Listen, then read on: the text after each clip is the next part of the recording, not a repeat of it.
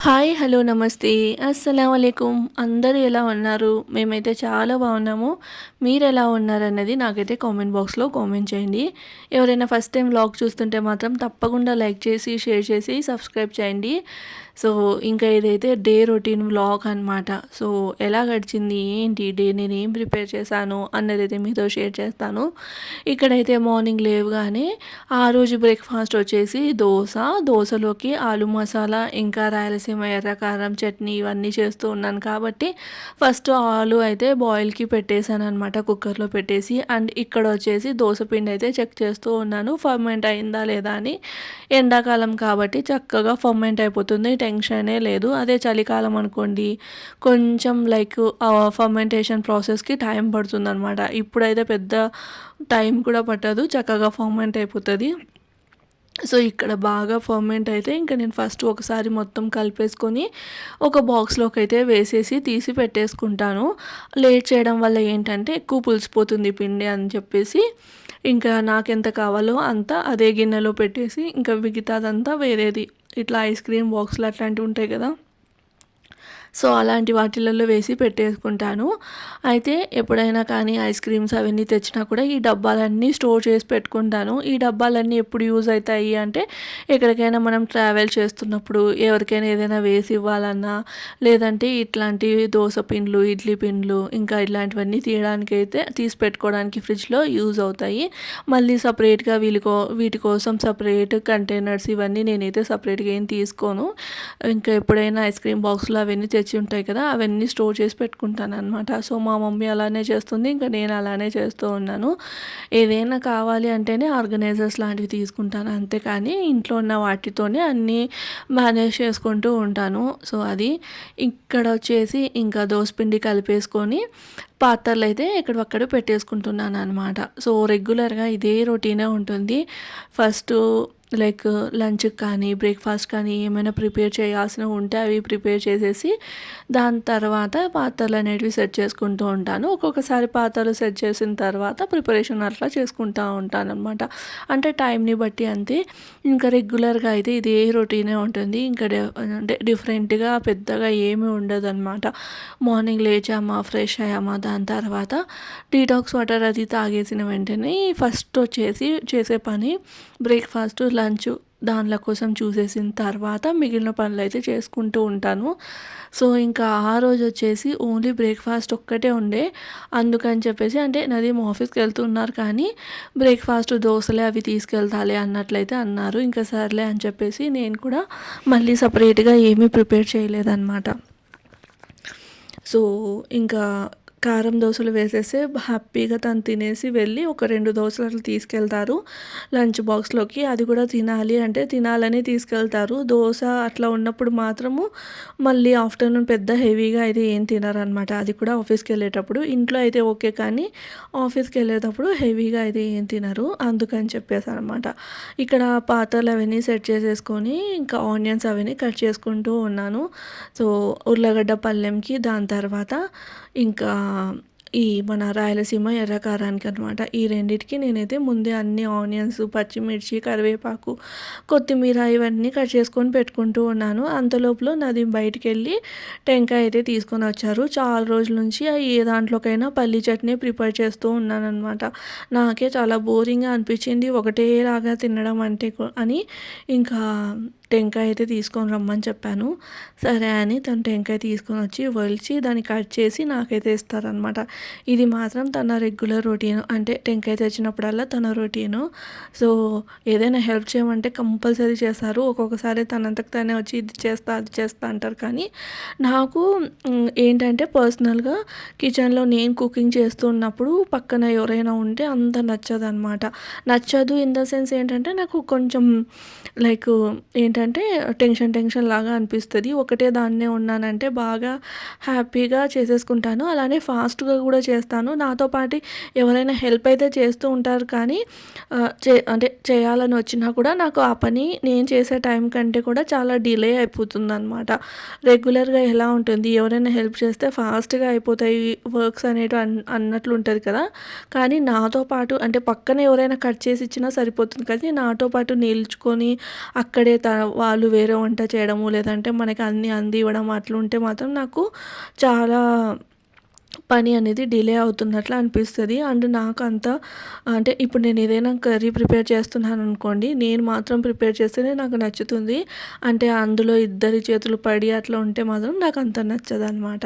So, అది అంటే ఒక్కొక్కరికి ఒక్కోలాగా ఉంటుంది కదా! చాలామందికి అంటే కొంతమందికి ఎవరైనా హెల్ప్ చేస్తే నచ్చుతుంది. కొంతమందికి ఒకరే ప్రిపేర్ చేయాలని ఇష్టం ఉంటది కదా! సో, అలాంటి వాళ్ళల్లో నేను సింగిల్‌గా ప్రిపేర్ చేయడానికి ఇష్టపడతాను. అంటే కుకింగ్ అనమాట స్పెషల్లీ. సో, ఇంకా అక్కడ టెంకాయ అయితే నాకు అంటే ఒలిచి కట్ చేసి అయితే ఇచ్చేశారు. ఇక్కడైతే నేను ఆలు మసాలా అయితే ప్రిపేర్ చేస్తూ ఉన్నాను. సో, ఒక్కొక్కసారి ఒక్కొక్క రకంగా చేస్తూ ఉంటాను. ఒక్కోసారి పచ్చి బఠానీలు వేసి, ఒక్కోసారి పల్లీలు వేసి అట్లయితే చేస్తాననమాట. ఈరోజైతే సింపుల్ ప్లెయిన్‌గా ప్రిపేర్ చేస్తూ ఉన్నాను.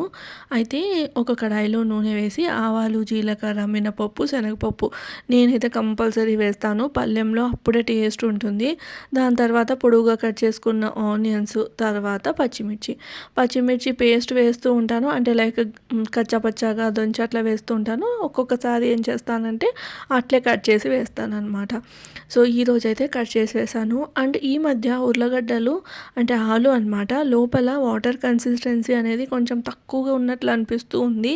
అంటే చాలా ఆరిపోయి పొడి పొడిలాగా వస్తున్నాయన్నమాట.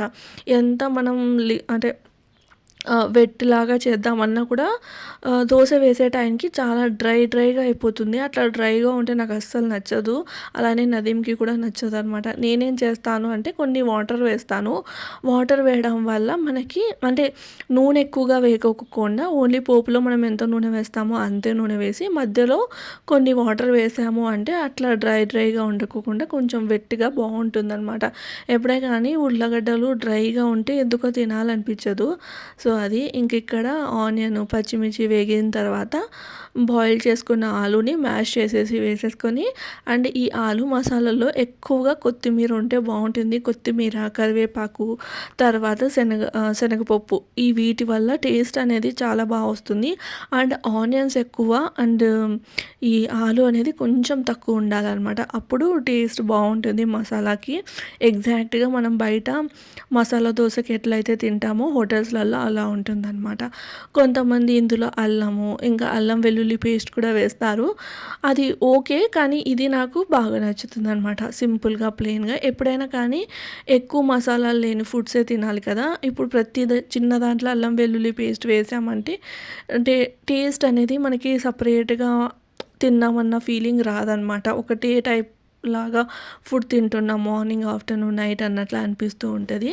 సో, అది అండ్ ఇక్కడొచ్చేసి చట్నీ అయితే చేశాను. చట్నీలో ఈరోజు వచ్చేసి కొత్తిమీర ఎక్కువ వేశాను. అయితే నదీమ్ బయటికెళ్ళినప్పుడు ఇంకా కొత్తిమీర తీసుకొని వచ్చారు కదా! 5 రూపీస్‌కి చాలా ఎక్కువ కొత్తిమీర ఇచ్చారనమాట. ఆల్రెడీ నా దగ్గర ఉంది. ఇంకా 5 రూపీస్‌కి కట్టానా అట్లా అన్నట్లుంటే తీసుకొని వస్తే ఇంకా సర్లే అని చెప్పేసి మళ్ళీ ఇంకా కొత్తిమీర ఎక్కువ వేసి చట్నీ అయితే కొబ్బరి చట్నీ అయితే చేశాను. చాలా అంటే చాలా బాగా వచ్చిండే ఆ రోజు కొబ్బరి చట్నీ. సో, పచ్చి కొబ్బరి, పచ్చిమిర్చి, తర్వాత ఉప్పు, పచ్చిమిరపకాయలు ఇంకా కొత్తిమీర అనమాట. ఈ మాత్రం వేసేసి గ్రైండ్ చేశాను. అప్పుడప్పుడు జీలకర్ర, వెల్లుల్లి ఇవి కూడా వేస్తూ ఉంటాను. అలానే చింతపండు కూడా వేస్తాననమాట. కానీ ఆ రోజు మాత్రం సింపుల్‌గా ఓన్లీ పచ్చి కొబ్బరి, పచ్చిమిర్చి ఇంకా ఉప్పు తర్వాత మన కొత్తిమీర వేసేసి గ్రైండ్ చేసేసాను. గట్టిగా చేశాననమాట చట్నీ అయితే. జస్ట్ మిక్సీ జార్‌లో మనకి కొంచెం చట్నీ ఉంటుంది కదా! అందులో మాత్రం కొంచెం వాటర్ వేసేసి కలిపేసి వేసేసుకున్నాను. అండ్ ఇక్కడైతే పోపు పెట్టేసుకున్నాననమాట. సో, ఈ చిన్న కడాయిలో పోపు పెట్టడం అంటే నాకు చాలా ఇష్టము. కానీ స్టవ్ ఆన్ చేసి ఆయిల్‌లో కరివేపాకు వేసేటప్పుడు చాలా జాగ్రత్తగా ఉండాలి. ఇలాంటి కడాయిలలో పోపు వేస్తున్నప్పుడు జాగ్రత్తగా ఉండాలి. లేదంటే పెద్దగా మంట అయితే వస్తుంది. సో, ఆఫ్ చేసైనా వేస్తే బెస్ట్ అన్నిటికంటే. సో, నాకైతే అలవాటు ఉంది. అండ్ ఇంకోటి ఏంటంటే లో ఫ్లేమ్ మీదనే నేను పోపు వేస్తాను కాబట్టి పెద్ద ప్రాబ్లమ్ ఉండదు. అదే కొంచెం హై టు మీడియం అంటే లో మధ్యలో ఉంటది కదా ఫ్లేము. మీడియం ఫ్లేమ్‌లో అట్లా ఉన్నప్పుడు వేసినా కూడా ఇబ్బంది అయిపోతుంది. మంట అనేది పైకి వచ్చేస్తుందనమాట. సో, అది అండ్ చట్నీ కూడా రెడీ అయిపోయింది కదా! ఎర్ర కారం అయితే చాలా సింపులే లేండి. ఆనియను ఇంకా కారము, ఉప్పు వేసేసి వాటర్ వేసేసి గ్రైండ్ చేసేస్తే ఎర్ర కారం అనేది రెడీ. మన కారం ప్లేస్‌లో ఎండుమిర్చి అయినా కూడా నానపెట్టుకొని వేసుకోవచ్చు. నా దగ్గరైతే ఎండుమిరపకాయలు లేవు కాబట్టి నేనైతే కారమే యూజ్ చేస్తాను. ఆల్మోస్ట్ రెగ్యులర్‌గా నేను కారమే వేసి ఎర్ర కారం అయితే చేస్తాను. సో, ఈ రాయలసీమ ఎర్ర కారానికి ఇంకా వేరే సెపరేట్‌గా మసాలా, చట్నీ ఇదంతా అవసరం ఉండదు. కానీ నా హస్బెండ్ తినరనమాట. తనకి కంపల్సరీ ఉండాలి. ఓన్లీ ఎర్ర కారం దోస తినలేరు తను. అందుకని చెప్పేసి చట్నీ ఉండాలి. అలానే ఆలు మసాలా ఉండాలి. ఒక్కొక్కసారి ఆలు మసాలా లేకపోయినా పర్లేదు కానీ చట్నీ అయితే కంపల్సరీ ఉండాలి. సో, ఇక్కడైతే నేను ఫస్ట్ దోస వేసేసుకొని నెయ్యి కారం దోస. ఈ మధ్యనైతే నేను నూనె కంటే ఎక్కువగా నెయ్యి కారం దోస వేయడానికి ఇష్టపడుతూ ఉన్నాను. బావుంటుంది. అంటే నూనె వేసిన దానికంటే కూడా నెయ్యి వేస్తే టేస్ట్ బావుంటుంది. ఏం చేస్తానంటే ఒక 2 స్పూన్ చిన్న స్పూన్ నెయ్యి వేస్తే ఒక చిన్న స్పూను నూనె వేస్తాననమాట. అప్పుడు టేస్ట్ మనకి అచ్చం హోటళ్ళల్లో తింటాం చూడండి అలానే ఉంటుంది. అక్కడ కూడా అంతే చేస్తారు. మొత్తం నెయ్యి వేసి చేయరనమాట. కొంచెమైనా ఆయిల్ అనేది యూజ్ చేస్తారు. సో, దోస వేసేసుకొని దాని మీద ఎర్ర కారము, పప్పుల పొడి అన్నా కూడా సింపుల్ పప్పులు వేసేసి పుట్నాలు ఉంటాయి కదా! మిక్సీలో వేసి గ్రైండ్ చేసేయడమే. కొంతమంది ఏంటంటే ఉప్పు తర్వాత కారం కూడా వేస్తూ ఉంటారు. మేమైతే వేయమనమాట. ఓన్లీ పప్పులు మిక్సీలోకి వేసి గ్రైండ్ చేసేస్తాం అంతే. ఇంకా 2 వైపులా ఎర్రగా కాల్చేసుకున్నాం అనుకోండి, మన ఎర్రకారం దోస, రాయలసీమ నెయ్యి ఎర్రకారం దోస అయితే రెడీ. కాంబినేషన్ అయితే భలే ఉంటదిలెండి. చట్నీ వేసుకొని తిన్నా, ఆలు మసాలా వేసుకొని తిన్నా, మెయిన్ శనగపిండి చట్నీ అది వేసుకొని తిన్నా, బొంబాయి చట్నీ అంటాం కదా! అది వేసుకొని తిన్నా బావుంటుంది. ఏమీ లేకపోయినా నెయ్యి కారం దోస వేసేసుకొని తిన్నా కూడా సూపర్‌గా ఉంటుందనమాట. సో, బ్రేక్‌ఫాస్ట్ అయితే చేసేసాను. బ్రేక్‌ఫాస్ట్ చేసేసిన తర్వాత ఇంకా నదీమ్ అయితే ఆఫీస్‌కి వెళ్ళిపోయారనమాట. అండ్ ఇక్కడ వచ్చేసి నేనైతే ఇల్లంతా ఊడ్చేసుకుంటూ ఉన్నాను. సో, నేనైతే ఇలానే చేస్తాను. మీకు తెలిసే ఉంటుంది కదా! లైక్ నా వ్లాగ్స్ రెగ్యులర్‌గా ఫాలో చేసే వాళ్ళకైతే తెలిసే ఉంటుంది. సో, ముందు లైక్ మార్నింగే ఒకవేళ లేచామనుకోండి, ఇద్దరం లేస్తేనే నేను పనులనేటివి చేసుకుంటాను. తను పడుకొని ఉన్నప్పుడు నేను వచ్చి ఇంట్లో పనులు చేసుకోవడం అలాంటివి చెయ్యననమాట. ఎందుకంటే తనకి లైక్ డిస్టర్బెన్స్‌గా ఉంటుంది. సో, తనేమంటారంటే ఇద్దరం హ్యాపీగా లేచిన తర్వాతే చేసుకోవచ్చు కదా! ముందే అంత చేయాల్సిన అవసరం ఏముందిలే అన్నట్లయితే అంటారు. సో, అన్నట్లు ఇంక నేను కూడా లైట్ తీసుకుంటాననమాట. తను లేచిన తర్వాతే ఏ పనులైనా స్టార్ట్ చేసుకుంటాను. ముందే లేచి అంతా సౌండ్స్ చేస్తూ ఉంటే తను డిస్టర్బ్‌గా ఫీల్ అవుతారులే అన్నట్లు ఇంక ఇద్దరం ఒకటేసారి లేచి ఇద్దరం కలిసే పనులైతే చేసుకుంటాము. అండ్ ఇదొచ్చేసి ఆఫ్టర్‌నూన్ అయితే ఇంక నేనేమి రికార్డ్ చేయలేదు. ఇది డైరెక్ట్‌గా నైట్ అనమాట. అండ్ నైట్ డిన్నర్‌కొచ్చేసి ఇక్కడైతే నేను పెసరపప్పు చారైతే చేస్తూ ఉన్నాను. ఎప్పుడైనా నేను ఒక్కదాన్నే ఉన్నప్పుడు ఏదైనా సింపుల్‌గా తినాలి అనుకుంటే పప్పుచారు చేసుకుంటూ ఉంటాననమాట. అది కూడా కందిపప్పుతో అయితే చేస్తాను. కానీ ఆ రోజు మాత్రం ఎందుకో పెసరపప్పుతో చేయాలనిపించి పెసరపప్పుతో అయితే చేస్తున్నాను. డిన్నర్ నది బయటే తినేస్తాము అనైతే తినేస్తాను అనైతే అన్నారనమాట ఫ్రెండ్స్ తోటి. ఇంకా సర్లే నేనేం చేసుకుంటాను ఒక్కదాన్నే అన్నట్లు నేను ఇక్కడ పెసరపప్పు వేసేసుకొని పప్పుచారులాగా అయితే చేసుకుంటూ ఉన్నాను. సో, బావుంటుంది కదా! పల్చగా చేసుకొని తింటే అన్నట్లనమాట.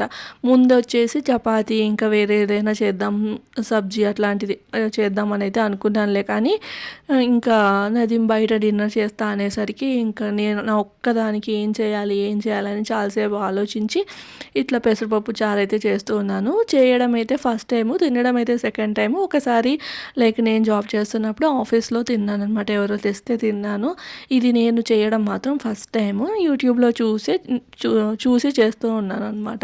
అయితే నేను రెగ్యులర్‌గా చేసుకునే పప్పుచారు కొంచెం డిఫరెంట్‌గా ఉంటుంది. ఈ పెసరపప్పు చారు కొంచెం డిఫరెంట్‌గా ఉంటుందనమాట. ఫస్ట్ పెసరపప్పుని ఇట్లా ఏదైతే మనం గిన్నె కానీ, కుక్కర్ కానీ తీసుకుంటామో అందులో వేసి వేయించుకోవాలి నూనె లేకోకుండా. తర్వాత వాష్ చేసేసి అందులో పచ్చిమిర్చి, టమాటో, వెల్లుల్లి, ఆనియన్ వేసేసి, పసుపు వేసి ఇంకా వాటర్ పోసి బాయిల్ చేసుకోవాలనమాట. ఇట్లా బాయిల్ అయిన తర్వాత దీన్ని మెత్తగా మెదిపేసుకోవాలి. మరీ మెత్తగా మెదిపేసుకుంటే టేస్ట్ అంత బాగుండదు. జస్ట్ వాటర్ తాగినట్లు అనిపిస్తుందిలే అన్నట్టు నేను కాస్త పప్పులాగా అయితే పెట్టాను. పెసరపప్పు అనమాట. చాలా బాగుంది. నాకైతే చాలా నచ్చింది. చాలా కొత్త టేస్ట్ అండ్ ఈజీగా డైజెస్ట్ అయిపోతుందని అయితే చెప్తూ ఉన్నారు.